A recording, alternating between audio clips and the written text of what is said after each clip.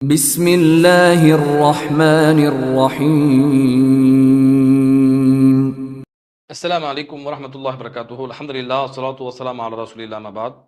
அன்பிற்குரிய இஸ்லாமிய சொந்தங்களே, இந்த நவீன தௌஹீத்வாதிகள், அதாவது ஹதீஸ்களை மறுக்கக்கூடிய ஹதீஸ் மறுப்பாளர்கள், இவங்க என்ன செய்றாங்கன்னு சொன்னா, தங்களுடைய குறுகிய அறிவுக்கு மாற்றமாக இருப்பதாக ஹதீஸ்களை கருதி, அந்த ஹதீஸ்கள் குர்ஆனுக்கு முரண்படுவதாக சித்தரித்து, அவற்றை எல்லாம் அந்த ஹதீஸ்களை எல்லாம் மறுத்துவிட்டு, அந்த குர்ஆன் வசனத்திற்கு எந்தெந்த குர்ஆன் வசனங்கள் அந்த ஹதீஸுக்கு தோதுவாக இருக்குமோ அந்த வசனங்களுக்கு எல்லாம் மாற்று விளக்கம் கொடுத்து, இவர்களாக என்ன செய்றாங்க, ஹதீஸ்களை மறுத்துவிட்டு அந்த ஹதீஸ்களை முறையாக குர்ஆன் வசனத்திற்கு முரண் இல்லாத வகையில் முறையாக விளக்கம் சொல்லி எடுத்துக்கொள்ளக்கூடிய மக்கள் என்ன பண்றாங்க, நீங்கள் எல்லாம் அந்த ஹதீஸை ஏற்றுக்கொண்டு, இப்ப சூனி ஹதீஸா இருந்தா சூனி ஹதீஸை ஏற்றுக்கொண்டு நீங்க எல்லாம் முஷ்ரிக் ஆயிட்டீங்க, மற்ற ஹதீஸா இருந்தா நீங்க வழிகேடான மக்கள் ஆயிட்டீங்க, குர்ஆனை மறுக்கக்கூடிய மக்கள் ஆயிட்டீங்க. இவங்க குர்ஆனுக்கு மாற்றமாக இவர்கள் தங்களுடைய அந்த சொற்பமான அறிவை வைத்து தவறாக விளங்கிக் கொண்டு அந்த ஹதீஸை முறையாக ஏற்றுக்கொள்ளக்கூடிய மக்கள் என்ன சொல்றாங்க, நீங்க என்ன குர்ஆனை மறுக்கக்கூடிய மக்கள் ஆயிட்டீங்க, அந்த ஹதீஸ் எல்லாம் குர்ஆனுக்கு முரணா இருக்குன்னு சொல்லி, என்னமா குர்ஆனுக்கு இந்த ஹதீஸ் உண்மையிலேயே முரணாக இருப்பதை போல இவங்க கருதி கொண்டு பேசக்கூடியதை பார்க்கும்போது மிக ஆச்சரியமாக இருக்கிறது. அதாவது ஒரு அடிப்படை விஷயத்தை புரிந்து கொள்வோம், பின்னால விஷயத்துக்கு நம்ம வருவோம். எந்த ஹதீஸை இவங்க மறுக்கிறாங்களோ குர்ஆனுக்கு முரண் என்று சொல்லி, அந்த ஹதீஸ்கள் அனைத்துமே குர்ஆனுக்கு முரணாக இருந்தாலும் நாங்க ஏற்றுக்கொள்வோம். அது ஹதீஸா எழுதி வச்சுட்டாங்க, ஏன்னா ஏற்றுக்கொண்டது ஆகணும் என்று நாங்க அதை ஏற்றுக்கொள்ளவில்லை. எப்படி சித்தரிப்பாங்க, எப்படி அவதூறு பிரச்சாரம் செய்வாங்க, குர்ஆனுக்கு முரணா இருந்தாலும் ஹதீஸ்னு இமாம்கள் சொல்லிட்டாங்களாம், சஹீஹானு சொல்லிட்டாங்களாம், அப்ப இமாம்கள் சஹீன்னு சொன்னா இவங்க ஏற்றுக்கொள்வாங்களாம் என்று சொல்லி இப்படியாக ஒரு அவதூறு பிரச்சாரத்தை பண்ணுவாங்க. ஒருபோதும் நாங்க அடித்து சொல்கிறோம், சவால் விட்டு சொல்கிறோம், நீங்க எந்தெந்த வசனங்களுக்கு எல்லாம் நீங்க மறுக்கக்கூடிய ஹதீஸ்கள் முரணாக இருக்கிறது என்று சொல்றீங்களோ அந்த அனைத்து வசனங்களுக்கும் அந்த ஹதீஸ்கள் அனைத்துமே முரண் இல்லை. ஆதாரபூர்வமான ஹதீஸும் குர்ஆனும் ரெண்டுமே வஹி, அல்லாஹ்வின் புறத்திலிருந்து சொல்லப்பட்ட வஹி. வஹி ஒன்றோடு ஒன்று முரண்படாது, இது அடிப்படை. அப்ப முரண் இல்லை, முரணாக விளங்க தேவையில்லை.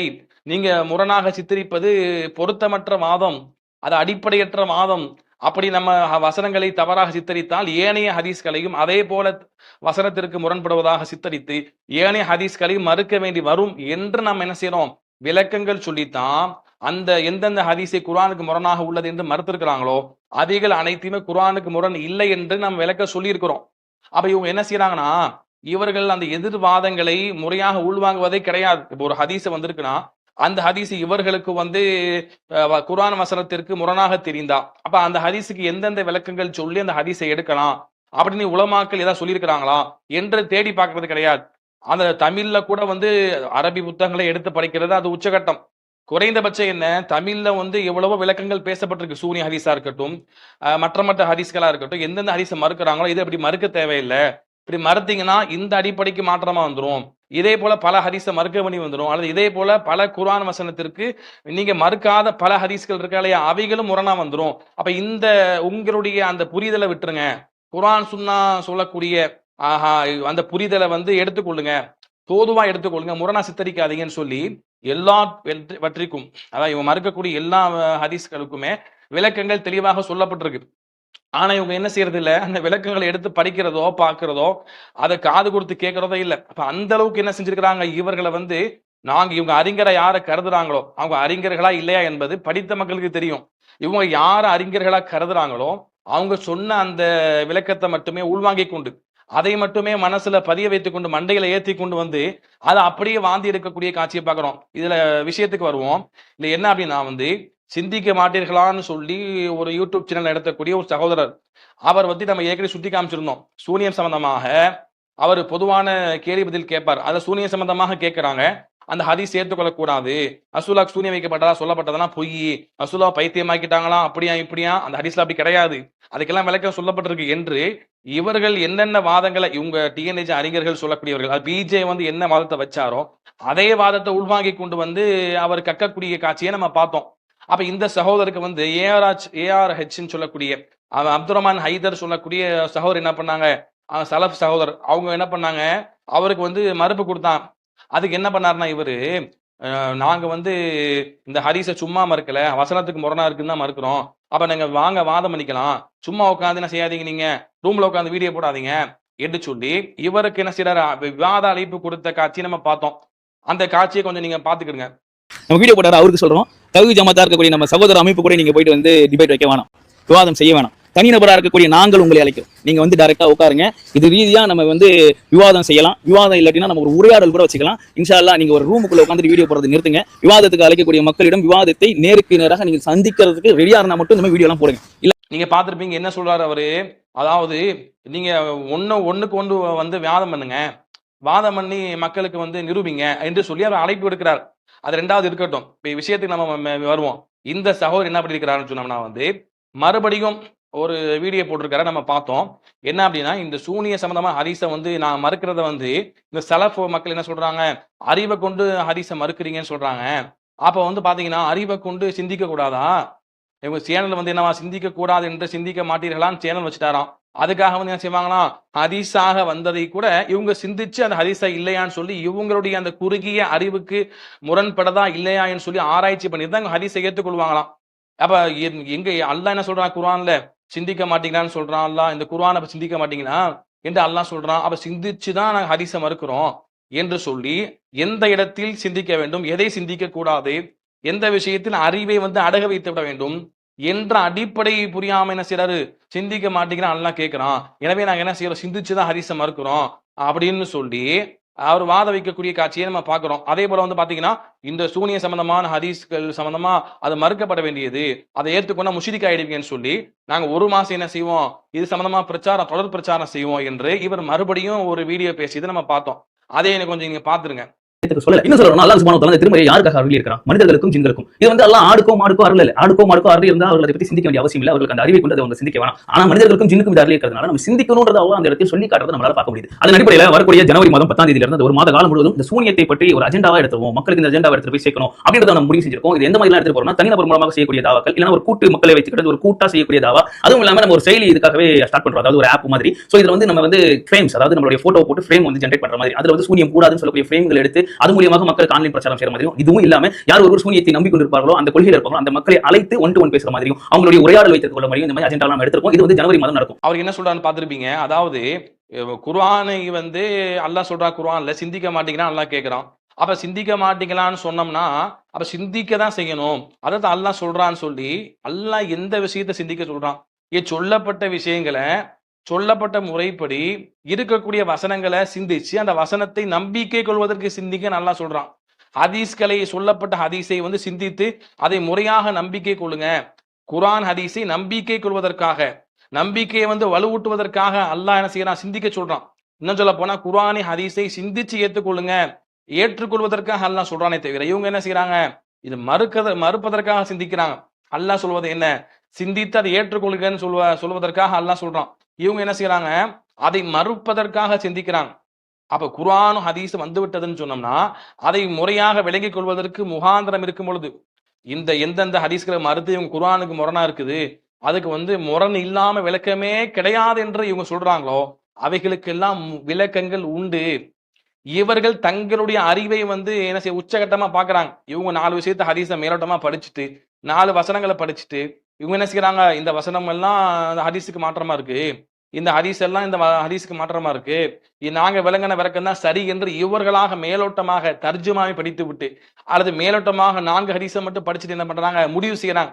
ஆனா வந்து பாத்தீங்கன்னா ஒருபோதும் வந்து இவங்க மறுக்கக்கூடிய அந்த ஹதீஸ்கள் வந்து குர்ஆனுக்கு முரணாக இல்லை, குர்ஆனுக்கு முரணாக இல்லாம விளக்கம் சொல்லலாம், அதை எடுத்து படிப்பதற்கு தயாரில்லை. இவங்க என்ன செய்யறாங்க, நாங்க சிந்திக்கிறோம்னு சொல்லி முரணாக இல்லாம விளங்கிக் கொள்வதற்கு முகாந்திரம் இருக்கக்கூடிய எல்லா உலமாக்கள், லட்சோப லட்ச உலமாக்கள் வந்தாங்க, அறிவு ஜீவிகள். அவங்க எல்லாரும் அந்த ஹதீஸை வந்து ஆராய்ச்சி பண்ணித்தான் அவங்க என்ன பண்ணாங்க, இந்த ஹதீஸ் குர்ஆனுக்கு முரணா இருக்குதா இல்லையான்னு சொல்லித்தான் அவங்க ஆராய்ச்சி பண்ணி தான் பதிவு பண்ணாங்க. அப்ப விளக்கங்கள் சொல்லியிருப்பாங்களா இல்லையா? இந்த இமாம்கள் எல்லாம் வந்தாங்களா இல்லையா? இவ்வளவு இமாம்கள் வந்தாங்க. அந்த இமாம்கள் எல்லாம் குர்ஆனை மனப்பாடம் செஞ்சவங்க, பல லட்சக்கணக்கான ஆயிரக்கணக்கான ஹதீஸ்களை எல்லாம் மனப்பாடம் செஞ்சவங்க. அப்ப அந்த இமாம்கள் எல்லாருமே வந்து எந்தெந்த ஹதீஸ்க்கு இவங்க படிச்சது 4 ஹதீஸ், அவங்களுக்கு 40,000 ஹதீஸ் மனப்பாடமா இருக்கும். அப்ப இவங்களை விட அவங்க அறிவுல கூடனவங்க, அவங்க வந்து சிந்திச்சிருக்க மாட்டாங்களா? இந்த இந்த இந்த ஹதீஸை வந்து இப்ப சூரிய ஹதீஸா இருந்தா இது வந்து அல்லாஹ்வுக்கு இணை வைக்கக்கூடியதை போல இருக்குது, அப்ப இந்த வசனத்துக்கு முரணா இருக்குது, இந்த ஹதீஸுக்கு முரணா இருக்குதுன்னு சொல்லி அவங்களுக்கு தெரிஞ்சிருக்காதா? நிச்சயமாக தெரிந்திருக்கும். அவங்க அவ்வளவு ஆராய்ச்சி பண்ணி பல புத்தகங்கள் போட்டவங்க. இமாம்கள்லாம் சிந்திக்காம போயிட்டாங்க.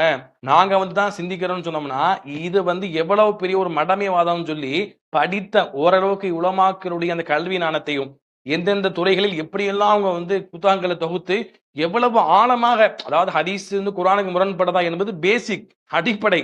அதையெல்லாம் தாண்டி மிக மேலதிகமாக மிக உச்சகட்டத்துல வந்து அப்படி இருக்கிற உலமாக்கள் வந்து அவ்வளவு நுணுக்கமாக பல விஷயங்களை ஆராய்ந்து புத்தகம் போட்டிருக்கும் பொழுது இந்த அடிப்படை இருக்கக்கூடிய குர்ஆனுக்கு முரணா இருக்குதா இல்லையா இந்த ஹதீஸ்ன்னு சொல்லி சிந்திச்சிருக்க மாட்டாங்களா? அதை பத்தி விளக்கங்கள் எழுதி வச்சிருக்க மாட்டாங்களா? அப்போ ஒரு யதார்த்தமான அறிவுள்ளவங்க என்ன செஞ்சிருக்கணும்? அந்த ஹதீஸுகளுக்கு வந்து இமாமுக்கு என்ன விளக்கம் கொடுத்திருக்காங்க அதை எடுத்து பார்ப்போமே என்று பார்த்திருக்கணுமா இல்லையா? அரபி படிக்க தெரியாவிட்டா அப்ப இந்த ஹதீஸ் ஏற்றுக்கொள்ளக்கூடிய தமிழ் பேசக்கூடிய உலமாக்கள் இருக்கிறாங்களா இல்லையா? அவங்கள்ட்ட அணுகி நீங்க மார்க்கத்தை தெரிஞ்சீங்களா? அவங்கள்ட்ட அணுகி இந்த நீங்க தவ்ஹீத் பேசக்கூடிய உலமாக்கள் தான், நீங்க குர்ஆன் ஹதீஸை வலிக்கக்கூடிய ஆட்கள் கிடையாது, சுன்னத் ஜமாத் மாதிரி இல்லாத புல்லாத பிதாத்தே ஷிருக்கே செய்யக்கூடிய ஆட்கள் கிடையாது என்று சொல்லி தவ்ஹீத் பேசக்கூடிய உலமாக்களையாவது அணுகி இதற்கான விளக்கத்தை நீங்க கேட்டீங்களா? கேட்காம எப்படி முடிவு செய்வீங்க? ஒரு தரப்புல உள்ள நபர்களுடைய உங்க தரப்புல உள்ள அந்த அறிஞர்களை அறிஞர்களா கருதி கொண்டு அவங்கள நம்பி மட்டுமே மார்க்கத்தை நீங்க வந்து எடை போட்டு விட்டு ஹதீஸ்களை வந்து குர்ஆனுக்கு முரண்படக்கூடியதாக சித்தரித்து விட்டு நீங்க ஹதீஸை மறுத்து போட்டு தேவையில்லாம ஹதீஸை மறுத்து போட்டு அதை முறையாக எடுத்துக்கொள்ளக்கூடிய மக்களை முஷ்ரிக்கீன்னு சொல்றீங்களா? அல்லாஹ் உங்களை சும்மா விடுவானா? அல்லாஹ்வை நீங்க பயந்து கொள்ள வேணாமா? அல்லாஹ்வுடைய மார்க்கம் சும்மா கேலி கூத்தா? 4 ஹதீஸை படிப்பேன், எனக்கு 4 பேர் இமாம்னு யாரு தெரியுறாங்களோ அவங்கள பேச்சை மட்டும் கேட்பேன், இந்த ஹதீஸை எழுதி வைத்து எத்தனையோ ஆயிரக்கணக்கான உலமாக்கள் வந்திருக்கிறாங்க, இப்ப அவங்க எல்லாம் தெரியாம பதிவு பண்ணிட்டாங்கன்னா அப்ப எத்தனையோ ஹதீஸ்கள் அதாவது இந்த ஹதீஸ் வந்து குர்ஆனுக்கு முரண்படுகிறது, ஷிர்கை போதிக்கிறது. ஷிர்க போதிக்குதா இல்லையா ரெண்டாவது விஷயம். நம்ம தெளிவா நம்ம பேசியிருக்கிறோம். ஒவ்வொரு வீடியோவை எடுத்து பாருங்க. இதே சகோதரருக்கு அவர் ஃபேஸ்புக் கமெண்ட்ல நம்முடைய பதிவுக்கு கீழே அவர் கமெண்ட் செய்யும் பொழுது நம்மளுடைய பேசப்பட்ட அந்த உரையை நம்ம அமிச்சோம். இதை பாருங்க, நான் எந்த அடிப்படையில் சூனியத்தை ஏற்றுக்கொள்றோம், சூனியத்துக்கு ஆற்றல் உண்டு, நம்ம சூனியக்காரனுக்கு ஆற்றல் உண்டு என்று நாங்க ஏற்றுக்கொள்றோமா, இல்ல அதை எப்படி நாங்க ஏற்றுக்கொள்றோம் என்று நீங்க பாருங்க என்று விளக்க அழகா நம்ம பேசியிருந்தோம் விளக்கங்களை. சூனியக்காரருக்கு சுய ஆற்றல் கிடையாது, அப்படி அந்த ஹதீஸ் சொல்லவில்லை, அதை எப்படி எடுத்துக்கொள்ள வேண்டும், சைத்தானோட உதவியில தான் அதை செய்யறான், சைத்தானை வணங்குறான், அதுக்கு எவ்வளவு ஹதீஸ்கள் ஆதாரமா இருக்குது, வசனங்கள் ஆதாரமா இருக்குது, அதை எடுத்து பாருங்கன்னு சொல்லி நம்ம வந்து வீடியோ பேசப்பட்ட வீடியோனோட லிங்கை வந்து அவருடைய கமாண்ட்ல நம்ம போட்டிருந்தோம், அவருக்கு மறுப்பா நம்ம போட்டிருந்தோம். ஆனா அதை எடுத்து பார்க்க தயார் இல்லை. விஷயத்துக்கு வாங்க. அதாவது இவ்வளவு இமாம்கள் வந்து ஒரு ஷிருக்கான இணை வைப்பை தூண்டக்கூடிய, உங்க பார்வையில அது இணை வைப்பை தூண்டல, இணை வைப்பை போதிக்கக்கூடிய ஹதீஸைய அறிஞர் பெருமக்கள் வந்து ஏனோ தானோ என்று அதை அறியாம அதை ஆராய்ச்சி பண்ணாம பதிவு பண்ணிட்டாங்கன்னு சொன்னா அப்ப வந்து எத்தனையோ ஹதீஸ்கள் வந்து குர்ஆனுக்கு முரண் இல்லாம இணை வைப்பை தூண்டாம இட்டு கட்டப்பட்டு சொல்லப்பட்டிருக்குமா இல்லையா? அப்ப அவற்றை எல்லாமே அவங்க பதிவு பண்ணியிருப்பாங்களா இல்லையா? இணை வைக்கக்கூடிய ஹதீஸே கண்டுபிடிக்க முடியலன்னு சொன்னோம்னா அப்ப இணை வைப்பு இல்லாம குர்ஆனுக்கு முரண் இல்லாம எத்தனையோ ஹதீஸ்கள் இட்டு கட்டப்பட்டு சொல்லி இருந்தா அதையும் ஹதீஸ் என்று நம்பி தானே பதிவு பண்ணியிருப்பாங்க. அப்ப எந்த அடிப்படையை வைத்து இமாம்களுடைய ஏனைய ஹதீஸை ஏற்றுக்கொள்வீங்க? இப்ப இவ்வளவு மார்க்கத்துல கேலி கூத்தாக்குறீங்க. அல்லாஹ் வந்து இவ்வளவு அறிஞர்களை வச்சு மார்க்கம் பாதுகாக்கப்படல, இவ்வளவு காலமா நேர்வழி பெற்ற கூட்டமா அறியப்பட்ட எந்த உலமாக்களும் இந்த ஹதீஸை மறுக்கலன்னு சொன்னோம்னா அப்ப என்ன வருதாங்க? நாங்க புதுசா இப்பதான் வந்து மறுக்கிறோம்னா அப்ப இதுவரைக்கும் மார்க்கம் பாதுகாக்கப்படவில்லை என்று நீங்க சொல்றீங்க. அதாங்க அர்த்தம். மாதக்கம் பாதுகாக்கப்பட்டிருந்தா ரசூலுல்லாஹ் என்ன சொன்னாங்க? சத்தியத்துல ஒரு கூட்டம் எப்பயுமே இருக்குன்னு சொன்னாங்களா இல்லையா? அந்த கூட்டத்துல உள்ளவங்க யார் இந்த ஹதீஸை மறுத்தாங்க? வழிகெட்ட அறிவை முற்படுத்தி வழிகெட்டு போன அனைத்து சத்திய உலமாக்களால் வழிகேடர்கள் என்று சொல்லப்பட்ட அந்த முத்தசிலாக்களை தவிர யாரும் சூனிய ஹதீஸை மறுக்கல. வரலாறுல தெளிவா பதிவு செய்யப்பட்டிருக்கு. அப்ப எதையுமே எடுத்து பாக்குறது இல்ல. அப்ப இவ்வளவு உலமாக்கள் வந்து ஆராய்ச்சி பண்ணாம தான் ஹதீஸை பதிவு பண்ணிட்டாங்களா? அப்படின்னா எப்படி நீங்க வந்து அந்த உலமாக்கள்கிட்ட இருந்து மற்ற ஹதீஸை ஏற்றுக்கொள்வீங்க? மார்க்கத்துக்கு உத்தரவாதம் இல்லாம போச்சு. மார்க்கத்தின் பாதுகாப்புக்கு கேலி குத்தாச்சு. அல்ல யார வச்சு மார்க்கத்தை பாதுகாக்கிறான்? அறிஞர்கள் மூலமா தான் ஹதீஸ் வந்திருக்குது. அந்த ஹதீஸ் அவங்க வந்து பிரிச்சு அறிஞ்சு எது ஹதீஸ் இல்லை என்று பிரித்து அறிய தெரியாம மக்களுக்கு சொல்லிட்டு போயிட்டாங்கன்னா அப்ப அல்லாஹ்வால கூட மார்க்கத்தை வந்து பாதுகாக்க முடியவில்லை. எந்த ஒரு உலமாவை கொண்டு கூட சிந்திக்கக்கூடிய உலமாக்களை சிந்திக்க மாட்டீங்களான்னு நான் கேட்கிறீங்களா இல்லையா? சிந்திக்கக்கூடிய உலமாக்களை வைத்து எந்த உலமாவை வைத்து அல்லாஹ் பாதுகாக்கலன்னு சொல்லி அல்லாஹ்வின் மீது குறை ஏற்படுத்துறீங்க. அல்லாஹ்வுக்கு வந்து ஒரு உலமாவை வைத்து கூட இந்த ஹதீஸ் எல்லாம் தப்புன்னு சொல்லி மற்ற பிரச்சாரம் செய்ய வைத்து இதுவெல்லாம் மற்ற உலமாக்களுக்கு போய் சேர்ந்து அவங்க எல்லாம் அந்த ஹதீஸை பதிவு செய்யாம அல்லாஹ் ஏன் வைக்கல அப்படி? அப்ப அல்லாஹ்வினுடைய பாதுகாப்புல கேலி கூத்தாக்குறீங்க. இப்படி எல்லாம் செய்து விட்டு என்ன பண்றீங்க?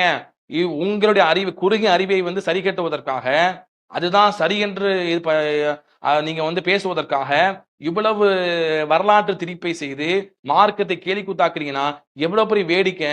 அல்லாஹ்வை பயந்து கொள்ளுங்க. அப்ப எல்லாவற்றுக்கும் முறையான விளக்கம் உண்டு. அத படித்த மக்களுக்கு சொல்லுங்க. இல்லன்னு சொன்னா நான் அல்லாஹ் கேட்பான்.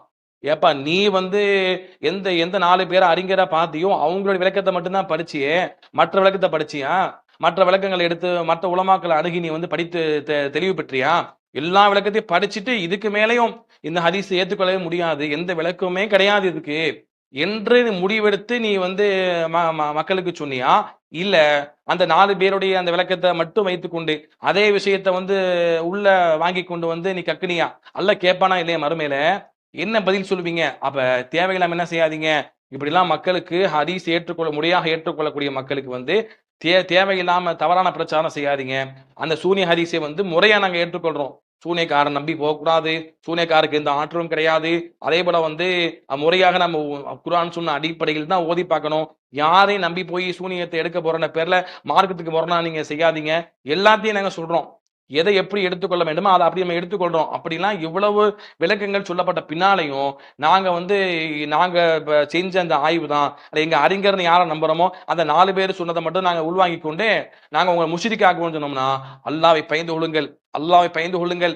நாளை மறுமையில் நாங்கள் அனைவருமே உங்களுக்கு எதிராக நாளைக்கு மறுமையில் அல்லாஹ்ட்ட வழக்காடுவோம்.